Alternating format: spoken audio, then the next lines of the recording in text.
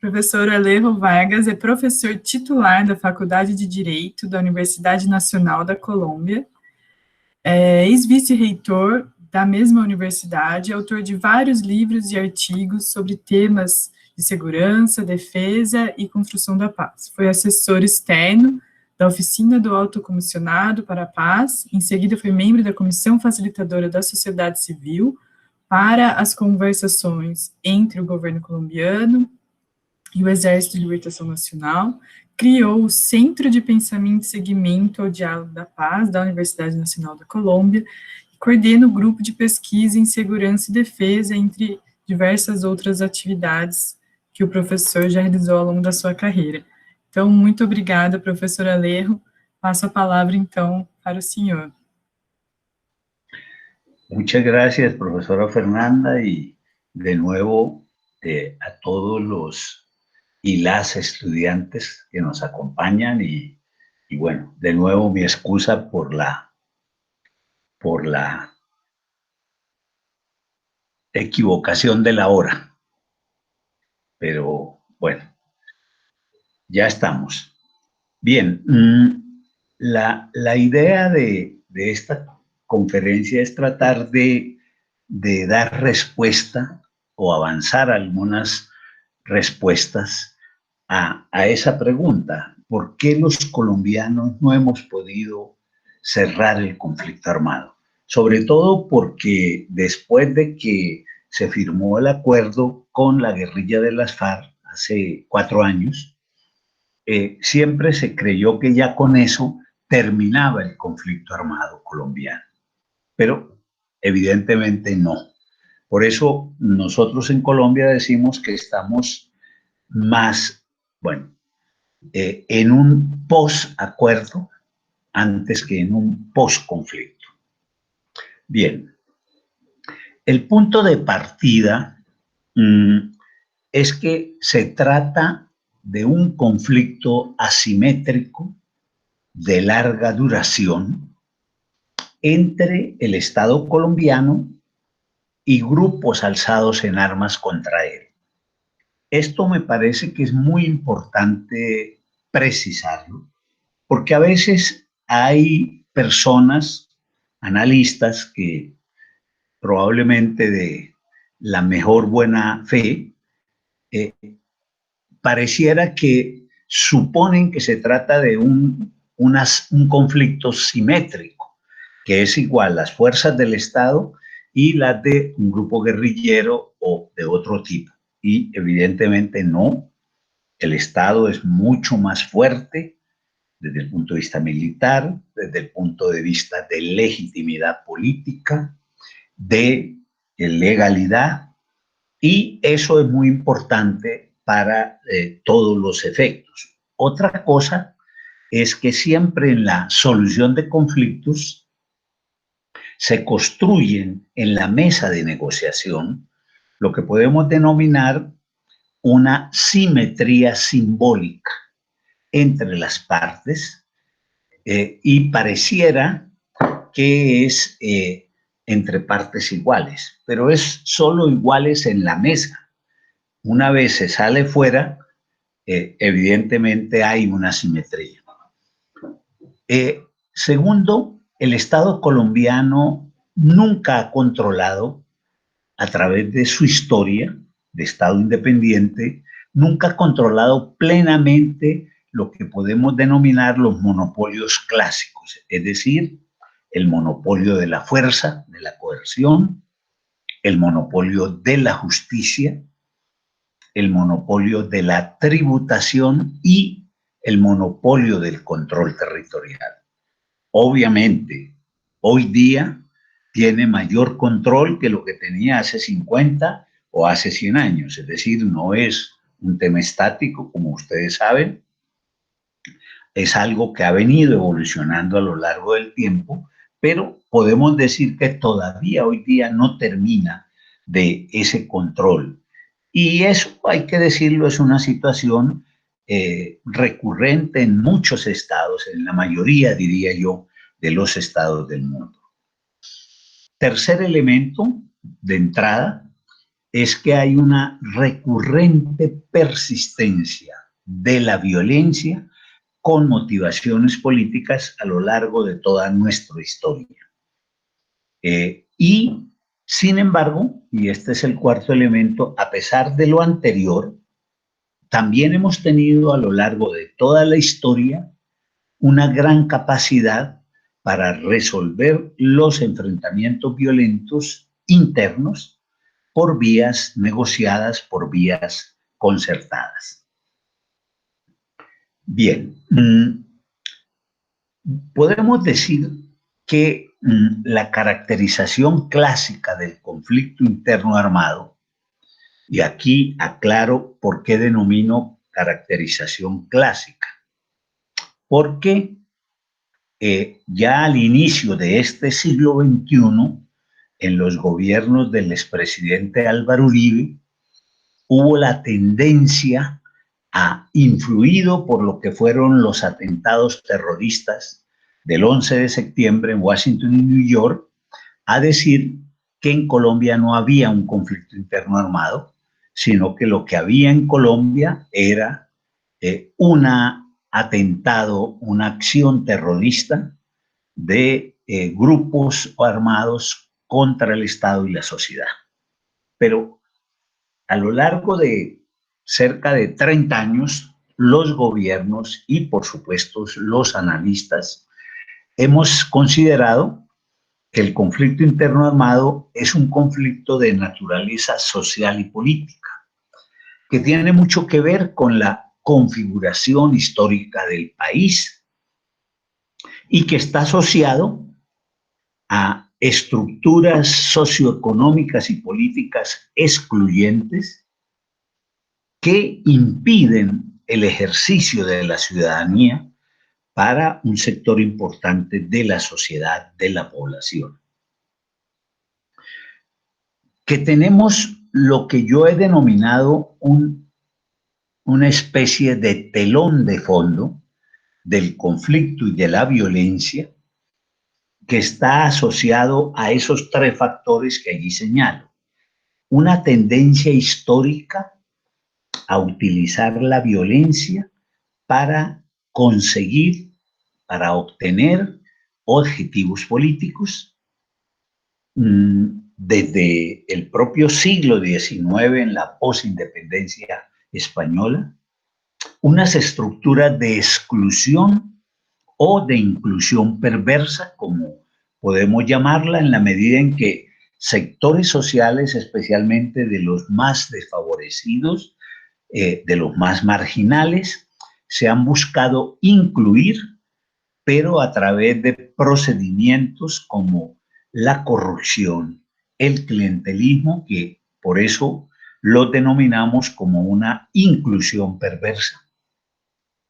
Y todo eso ha configurado una cultura política autoritaria, excluyente y refractaria a los comportamientos democráticos. La guerra y la negociación política entonces han sido una constante en la historia colombiana. Brevemente, podemos decir que en el siglo XIX, especialmente en la segunda mitad, los nacientes partidos políticos, liberal y conservador, se enfrascaron en una serie de guerras civiles que empezaron en 1839, en la primera guerra civil, que dura hasta el 41, y la última, con la cual hacemos el tránsito del siglo XIX al XX, y que en la historia colombiana llamamos la Guerra de los 1000 días, de 1899 a 2001. En todas esas guerras civiles, esos nacientes partidos liberal y conservador intentan, acudiendo a la violencia, en este caso a la guerra civil, imponer su proyecto político. Y eso se va a expresar, y así se resolvieron esas guerras, por la vía de expedición de 9 constituciones políticas, de nuevas constituciones políticas. En el siglo XIX tuvimos en Colombia 15 constituciones políticas distintas, donde la constitución era el resultado de la guerra, pero era también el principio para la siguiente guerra. Igualmente se da desmovilización e incorporación parcial de las fuerzas derrotadas en los ejércitos de las fuerzas militares vencedoras. Digamos que esta es la modalidad con la cual se van a resolver estas guerras civiles que marcan toda la segunda mitad de nuestro siglo XIX. Empezando el siglo XX, en la segunda década, en el segundo decenio, vamos a tener que también la naciente izquierda política colombiana va a acudir a la violencia, tratando de replicar un poco lo que había sucedido en la Rusia zarista, con las insurrecciones de octubre, de Lenin y demás, tratando de promover aquí unas insurrecciones contra los gobiernos de la época, los gobiernos autoritarios de la época, que por supuesto fracasaron y demás, y donde se dieron esas insurrecciones que fueron solamente en algunas localidades. Posteriormente, las personas que fueron detenidas por las fuerzas del Estado van a recibir lo que podemos llamar en términos genéricos un tratamiento penal benigno. Es decir, en el 30, esto sucedió en 1929, en el 30 cambia gobierno de los conservadores a los liberales y una vez que empezaron los gobiernos liberales, la mayoría de esas personas que habían sido detenidas por estos intentos de insurrección van a ser dejadas en libertad. Luego vamos a tener, a mediados del siglo XIX, perdón, del siglo XX, lo que en nuestra historia política conocemos como la violencia bipartidista, es decir, entre liberales y conservadores, que va más o menos desde 1930 hasta 1953. Ese periodo es un periodo muy fuerte de violencia. Vamos a tener, dicen los historiadores de ese momento, cerca de 300.000 muertos en ese periodo. ¿Y cómo se va a resolver? Se va a resolver, uno, con un golpe militar, el único que tuvimos en todo el siglo XX, un golpe militar, como llamamos algunos analistas, una dicta blanda, porque realmente no fue una dictadura de 4 años, y en el contexto de ese golpe militar se va a desmovilizar la guerrilla liberal a través de un procedimiento que implicó de manera secuencial, como lo señalo allí, una amnistía que coloco entre comillas, porque no es que estrictamente fuera una amnistía.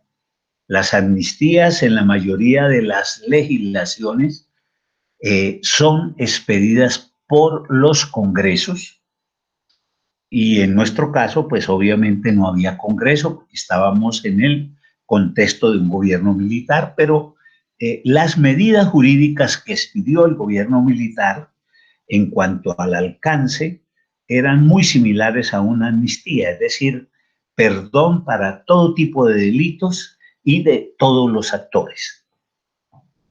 Luego se va a dar la desmovilización de las guerrillas, que van a dejar sus armas y entregarlas fundamentalmente a los miembros del ejército. Ahí aparecen lo que llamo unos gérmenes de acciones de reincorporación, en el sentido en que eran guerrillas fundamentalmente campesinas. Entonces, cuando los campesinos entregaban las armas, les entregaban algunas ropas, algunas semillas semillas para producir, algunos instrumentos para la producción agropecuaria. Y luego, a posteriori, se hace el acuerdo político entre los dos partidos, el liberal y el conservador, que es lo que en la historia política colombiana llamamos el Frente Nacional, que dura desde 1958 hasta 1974.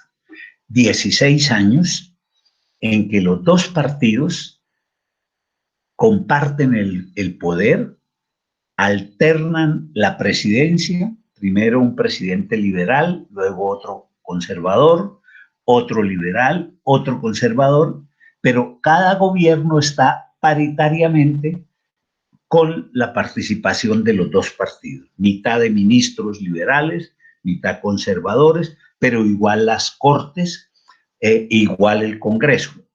Ese Frente Nacional, evidentemente, fue el acto de paz entre los partidos tradicionales, liberal y conservador. A partir de allí, ya los partidos tradicionales nunca más se van a enfrentar violentamente. Entonces, en eso tiene ese aspecto positivo, pero fue también el Frente Nacional en la medida en que excluyó cualquier otra participación de fuerzas políticas, una de las causas para el surgimiento de la nueva violencia. Eso nos lleva a una controversia, como señalo allí, o a un debate a propósito de cuándo empezó el conflicto interno armado colombiano. De hecho, en las conversaciones de La Habana, se creó por la mesa de conversaciones una comisión compuesta por 14 colegas académicos de diversas orientaciones para tratar de dar respuesta a esta pregunta. ¿Cuándo había empezado el conflicto armado? ¿Cuáles habían sido las causas? ¿Cómo se había reproducido? ¿Y qué tipo de víctimas habían producido? Obviamente, estos 14 colegas no se pusieron de acuerdo. Lo que tuvimos fue 14 informes. Eso creo que fue una riqueza para todos, porque vamos a tener 14 miradas del conflicto, cada una desde su perspectiva, y eso nos lo enriquece. Pero lo que quiero con eso destacar es que es muy difícil ponerse de acuerdo cuándo fue que efectivamente empezó el conflicto interno armado. Algunos consideran, y para todos hay argumentos, que el año del surgimiento formal es 1964, porque ese es el año en el cual surgen las guerrillas de las FARC y del ELN. Por procesos distintos, pero ese año coinciden las dos. Otros analistas consideran que no, que hay que ir más atrás, a 1958, cuando se origina el Frente Nacional, por lo que había mencionado, porque el Frente Nacional, si bien fue el pacto de paz entre liberales y conservadores, fue una de las razones para que las nuevas guerrillas de influencia comunista tuvieran una justificación. Otros colegas dicen, no, hay que ir más atrás en la historia, al 9 de abril de 1948, cuando se asesinó al líder, al caudillo liberal Jorge Eliezer Gaitán en la ciudad de Bogotá, y se produjo lo que se conoce en la historia como el Bogotazo, un levantamiento popular liberal que marca mucho la historia política nuestra. Otros colegas, dentro de esos de la comisión, especialmente los más agraristas, dicen, no, hay que ir más atrás al decenio de los años 30 del siglo XX, porque dicen, en ese decenio, en el gobierno liberal del presidente Alfonso López Pumarejo, hubo un esfuerzo por resolver los problemas agrarios que venían de comienzo de siglo, y ese esfuerzo desafortunadamente fracasó. Entonces ahí está el origen del conflicto.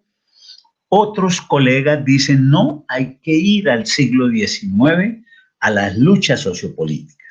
Simplemente entonces para mostrarles el panorama de lo complejo, de lo difícil de esto. Yo, para la época de las conversaciones de La Habana, escribí un artículo para los medios que decía eso. Estamos tratando de resolver un conflicto sobre el cual no nos hemos podido poner de acuerdo de cuándo empezó. Y así es, efectivamente. Ahora, no es que sea absolutamente relevante, pero es un dato importante. En los años 60 del siglo pasado va a surgir lo que vamos a llamar la primera generación de guerrillas, dentro de las cuales algunos la llaman las guerrillas clásicas. Están las FARC, las Fuerzas Armadas Revolucionarias de Colombia, el ELN, el Ejército de Liberación Nacional, y el EPL, el Ejército Popular de Liberación. Las dos primeras, ya dije, FARC y ELN, surgen en 1964, el EPL en 1967.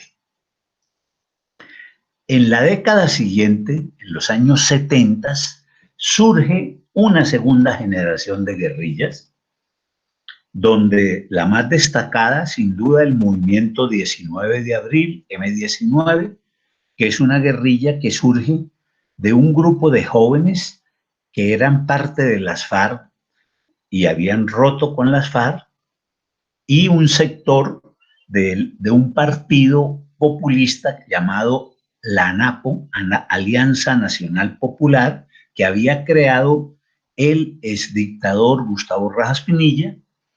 Ese sector, muy influido también por los populismos, especialmente el peronismo argentino, van a crear esta guerrilla mucho más de corte nacionalista y populista, que va a ser la gran protagonista en los 70 y 80 en el conflicto colombiano. El Movimiento Armado Quintín Lame, que es la segunda sigla, Movimiento Armado Quintín Lame, una guerrilla indigenista que fundamentalmente buscaba la defensa de el territorio, las autoridades, las tradiciones y culturas indígenas.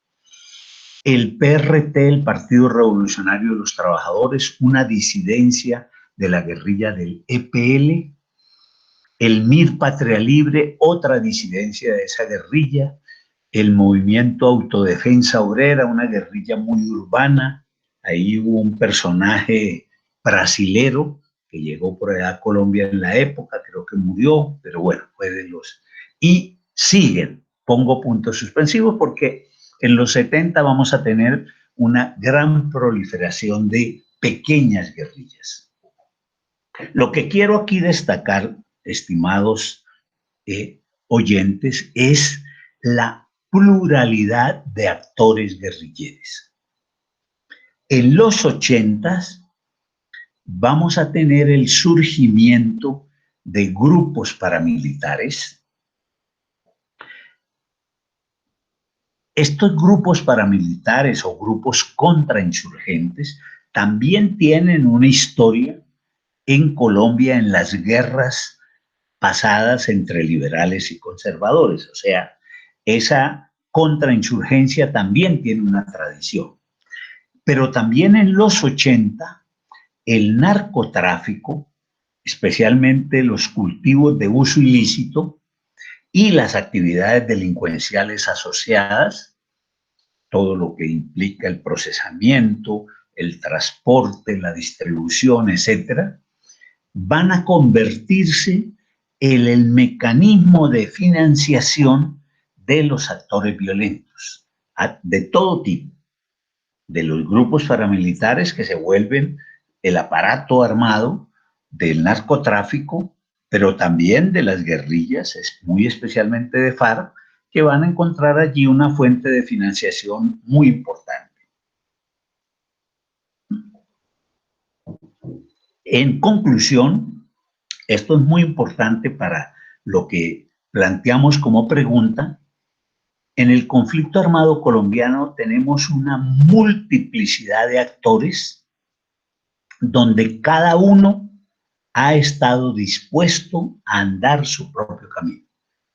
A diferencia, por ejemplo, de El Salvador, que todas las guerrillas estaban agrupadas en el Frente Farabundo Martí para la Liberación Nacional, o en Guatemala, en la Unidad Nacional Revolucionaria Guatemalteca. En Colombia eso no existió, sino en un pequeño periodo, ya lo mencionamos, en que estuvieron en la coordinadora guerrillera Simón Bolívar, que unos 3 años.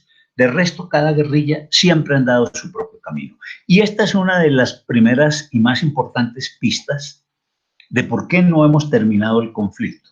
Porque aquí no hemos podido ni es posible hacer una negociación que involucrara a todos los actores.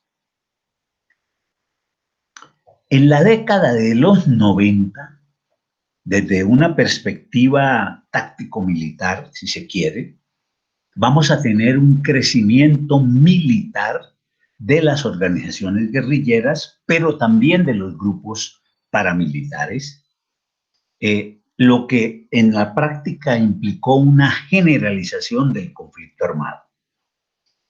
Vamos a tener en ese decenio de los 90, el último del siglo pasado, los mayores éxitos militares de las guerrillas, especialmente de las FARC, contra la fuerza pública, lo cual le va a producir a las FARC en ese momento una sensación de triunfalismo militar, pero también de arrogancia política.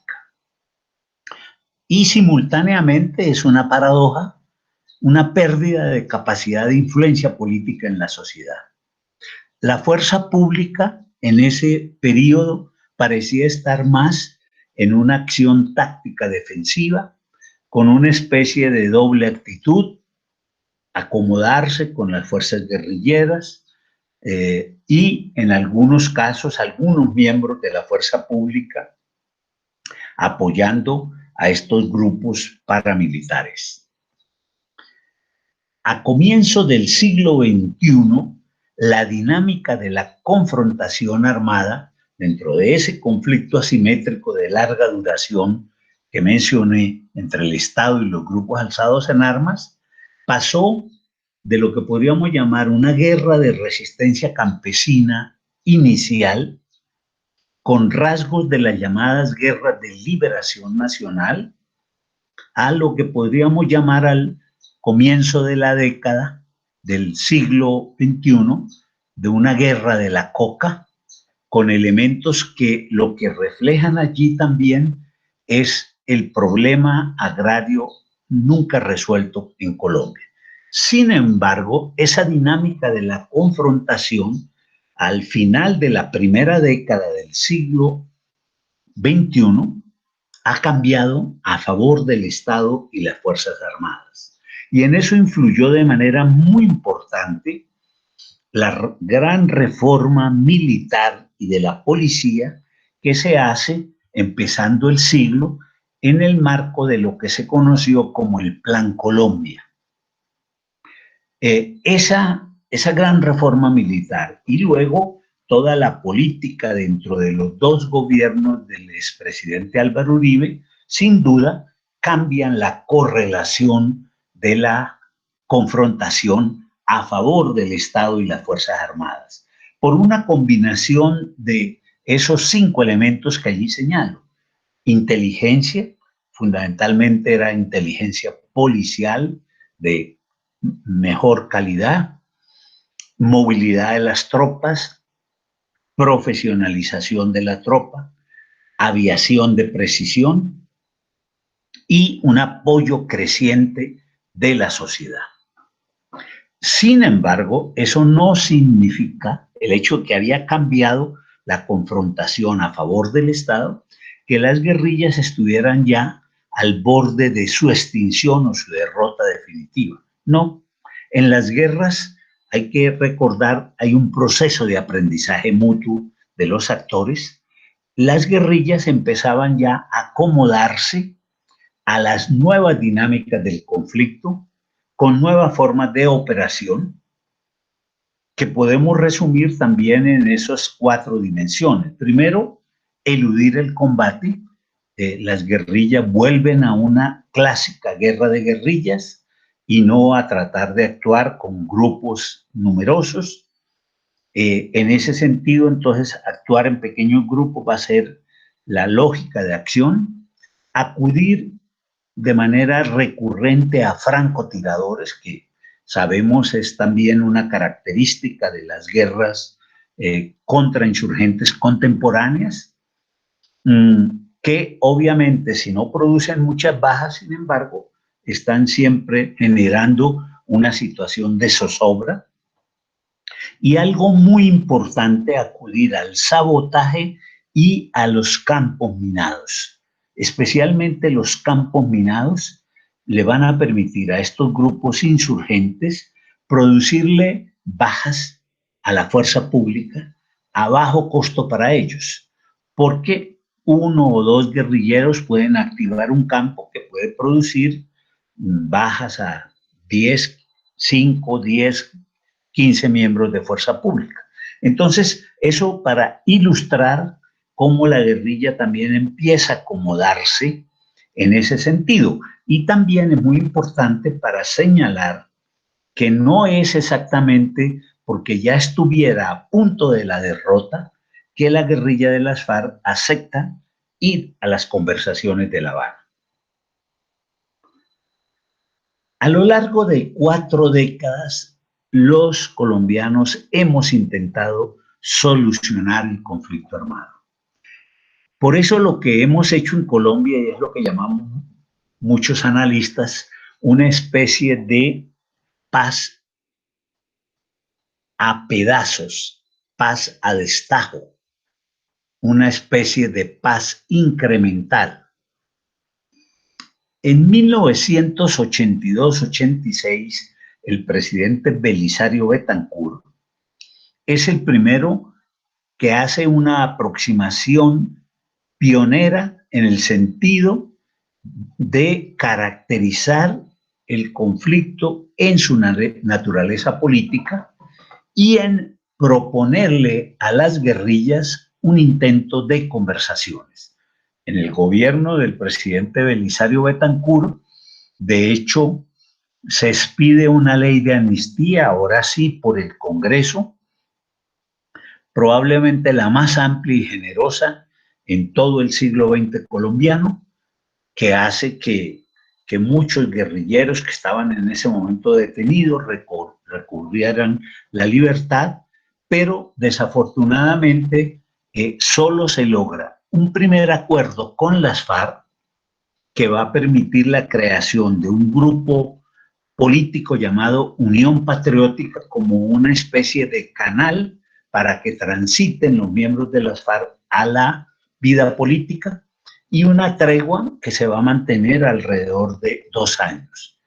Desafortunadamente, con el M-19, las cosas fracasan y en general la política del presidente Belisario no llega a buen éxito, primero porque era, por así decirlo, un proceso de aprendizaje. Para ese momento ningún país en América y pocos en el mundo estaban todavía ensayando procesos de solución negociada.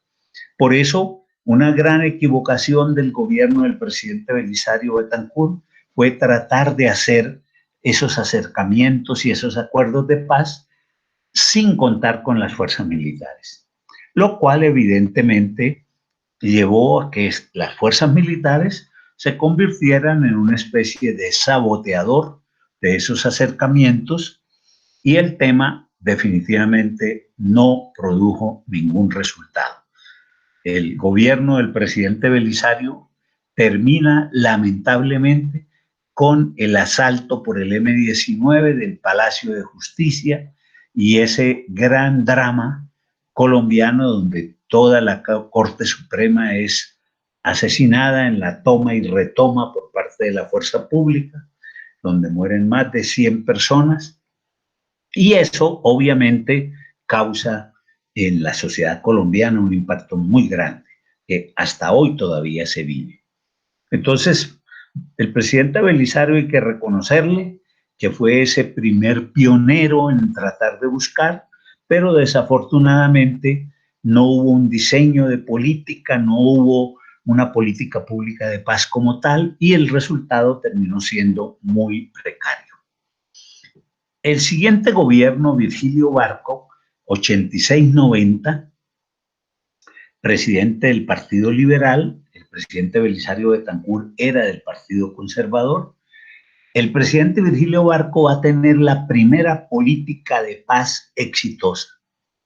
En el sentido, digamos, aclaro que la expresión exitosa es en el sentido de que es la que logra la firma del acuerdo de paz y la desmovilización con el M-19.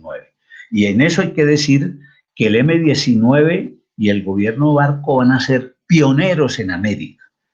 Se firma la paz con ellos cuando todavía en ningún país, El Salvador, recuerden, se firma la paz en el acuerdo de Chapultepec en 1992 y en Guatemala en 1996. El M-19 firma la paz en 1990 con el presidente Virgilio Barco. Ese es parte del éxito de esa política, pero también con esa política se va a lograr la desmovilización del Ejército Popular de Liberación en su sector mayoritario, aclaro, porque casi siempre en todas estas negociaciones quedan algunos grupos remanentes, algunos disidentes que terminan o bien bandolerizándose o los terminan dando de baja o se reincorporan a otras dinámicas. Igualmente se hace la paz con el Partido Revolucionario de los Trabajadores y con el movimiento armado Quintín Lame. Entonces, con esta política de paz del gobierno del presidente Virgilio Barco, se logran la desmovilización de los 4 primeros grupos guerrilleros. Entonces, es como decíamos hace un rato, un primer pedazo de paz que logramos. Pero obviamente las 3 guerrillas grandes de la primera generación no están allí incorporadas. Entonces, hay que seguir buscando. En el siguiente gobierno, el del presidente César Gaviria, 1990-94, también liberal, el gobierno Gaviria continúa la política y los procesos que no se habían culminado, especialmente con el PRT y el movimiento armado Quintín Lame, y además se logra también la desmovilización de un sector desprendido del ELN llamado la Corriente de Renovación Socialista. Entonces, podemos decir que esa política de paz, llamada Iniciativa para la Paz, la que formuló el presidente Virgilio Barco, va a tener un resultado en la desmovilización de 4 guerrillas en el gobierno del presidente Barco y una adicional en el gobierno del presidente Gaviria, la Corriente de Renovación Socialista. ¿Cuál era la esencia de esa política? Era exigirle al grupo guerrillero que quisiera conversar con el gobierno que tenía que empezar por hacer un cese unilateral de hechos de violencia, y una vez que el gobierno verificaba que esto se había hecho, iniciar un proceso de conversaciones, localizarse en unas zonas acordadas entre las partes y luego el diálogo político con los partidos, con las fuerzas y posteriormente ya su desmovilización. Resumiendo, esa era la esencia de esa política. Luego, en los gobiernos después del gobierno de César Gaviria, vamos a tener 2 gobiernos, el del presidente Ernesto Samper Pizano, 94-98, y el del expresidente Andrés Pastrana, 98-2002, en los cuales se intentaron conversaciones. En el gobierno Samper, mucho más con el ELN, pero la crisis política que vive ese gobierno no permitió que eso avanzara, y en el caso de Andrés Pastrana se hicieron las conversaciones en el Caguán con las FARC, que también terminaron en un fracaso. En el gobierno de Álvaro Uribe, o los gobiernos de Álvaro Uribe, 2002-2010, se va a producir la desmovilización parcial, pero importante, hay que reconocer, de un sector de los grupos paramilitares, que evidentemente tuvo un impacto en disminuir los indicadores de violencia en Colombia, a pesar de que, insisto, no fuera una desmovilización total. E igualmente también señalo, en este gobierno del presidente Álvaro Uribe, hubo un esfuerzo de conversaciones con el ELN en La Habana durante 2 años, pero lamentablemente ese esfuerzo no concluyó en nada positivo. Yo estuve acompañando ese esfuerzo como uno de los garantes. Desafortunadamente las cosas no produjeron el resultado. Luego viene el gobierno de Juan Manuel Santos, 2010-2018, 2 gobiernos también. Allí se va a lograr el acuerdo y la desmovilización con las FARC-EP, y sin duda ese es un acuerdo que marca mucho. Es el acuerdo de 2016 que todos conocemos, el acuerdo para la terminación del conflicto armado y la construcción de una paz estable y duradera, se denomina, en el cual nosotros también desde la Universidad Nacional, el centro de pensamiento que yo dirijo, cumplimos un papel importante por solicitud de la mesa con Naciones Unidas, y se hizo la tarea. Sin embargo, sigue pendiente el tema con el ELN, es decir, esta guerrilla, el Ejército de Liberación Nacional, sigue en el conflicto.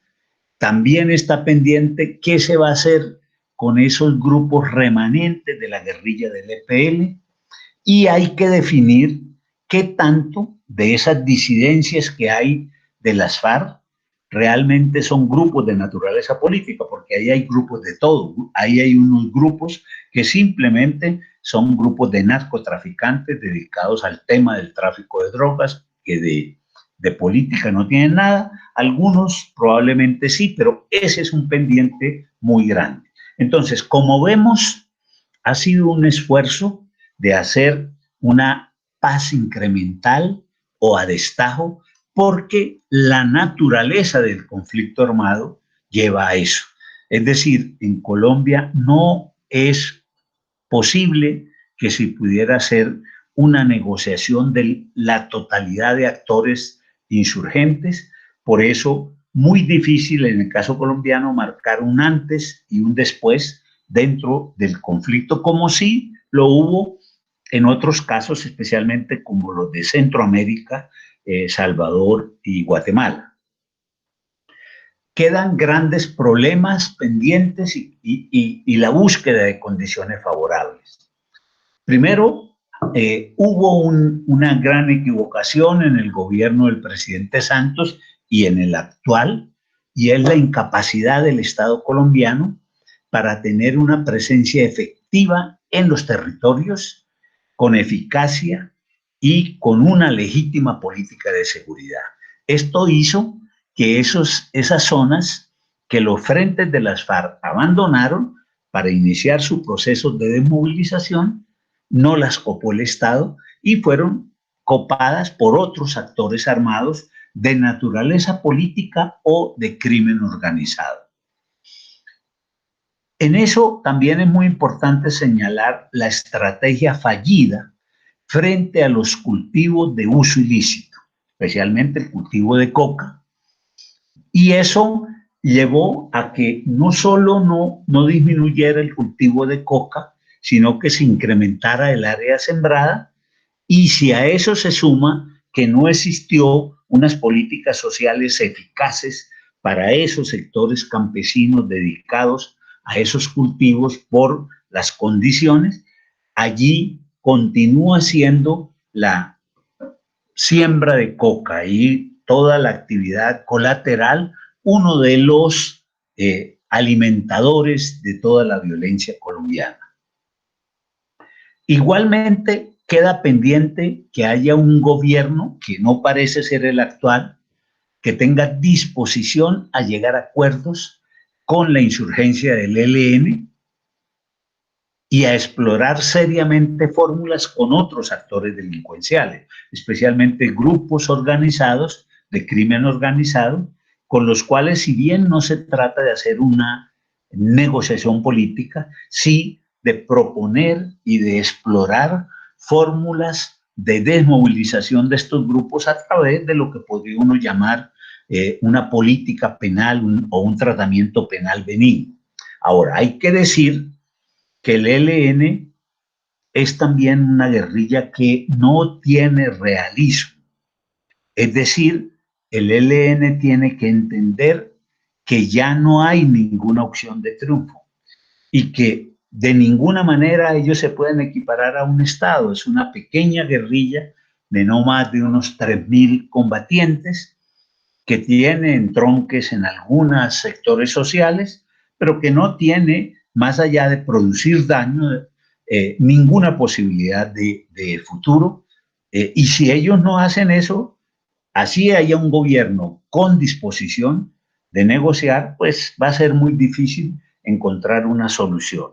Pero también, y por último, debe haber un contexto internacional favorable. No hay duda que el contexto internacional de hoy día sería muy desfavorable, por no decir casi imposible, para un nuevo proceso de paz, con un presidente como el presidente Trump en Estados Unidos, o presidentes en la región como los presidentes en Brasil, en Chile, en los otros países. Evidentemente, en un contexto de ese tipo, es muy poco probable que se pudiera hacer una negociación, porque si uno mira, parte del éxito de las conversaciones con las FARC fue la combinación, por un lado, de lo que había sido ese cambio estratégico de la lógica del conflicto, un contexto internacional muy favorable,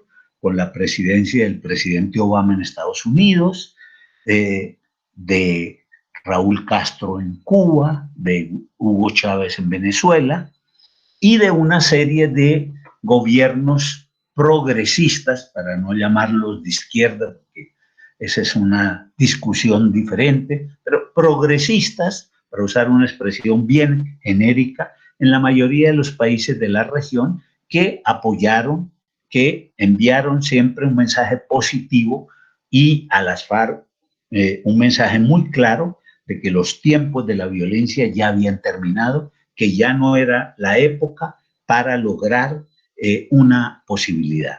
Eso hoy día ya no está. Vamos a ver qué pasa a partir de las elecciones de noviembre en Estados Unidos y las demás que se vayan a dar en América Latina. Bien, yo en principio creo que dejaría hasta ahí esta intervención para que abramos paso a las preguntas.